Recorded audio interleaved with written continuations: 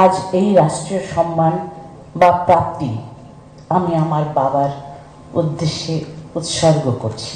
4 দশকের বেশি সময় ধরে নজরুল সঙ্গীতের চর্চা ও প্রসারে অসামান্য ভূমিকা রাখার জন্য এবং আন্তর্জাতিক অঙ্গনে সঙ্গীতের মাধ্যমে বাংলাদেশের প্রতিনিধিত্ব করার স্বীকৃতি স্বরূপ শিল্পকলার সঙ্গীত শাখায় এবছরের 21শে পদক প্রদান করা হচ্ছে ফেরদৌস জানাকে।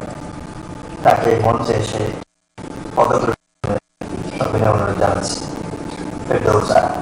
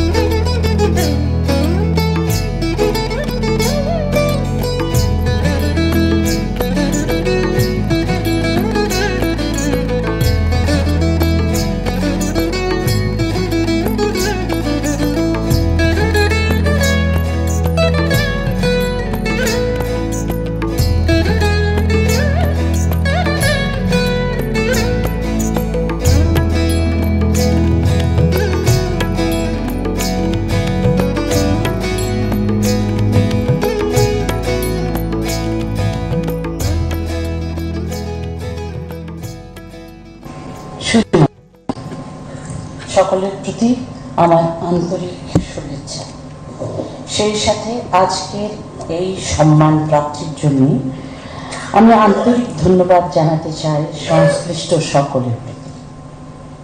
বিনম্র শ্রদ্ধা জানাই 21শে পদক যে চেতনায় প্রবর্তিত সেই সকল ভাষা শহীদের প্রতি। দেশের প্রতি ইতিবাচক চেতনা জাগাতে শিল্পীরা সবসময় বড় ভূমিকা পালন করে।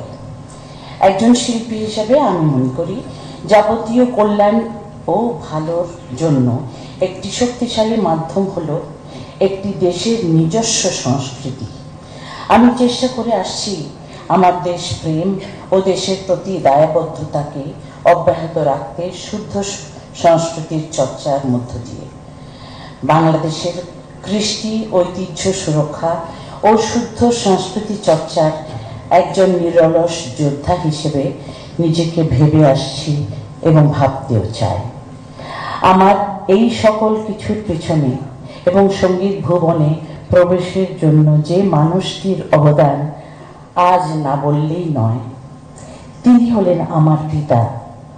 ব্যক্তি জীবনে তিনি একজন প্রকৌশলী এবং উচ্চাঙ্গ সঙ্গীত বিশারদ জনাব AHM আব্দুল হাই। ব্যক্তি জীবনে তিনি ছিলেন তৎকালীন সময়ে PWDর প্রধান প্রকৌশলী। আজ এই রাষ্ট্রীয় সম্মান বা প্রাপ্তি আমি আমার বাবার উদ্দেশ্যে উৎসর্গ করছি।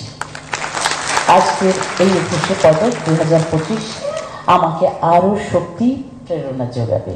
আপনাদের সবাইকে আবারও আমার আন্তরিক শুভেচ্ছা।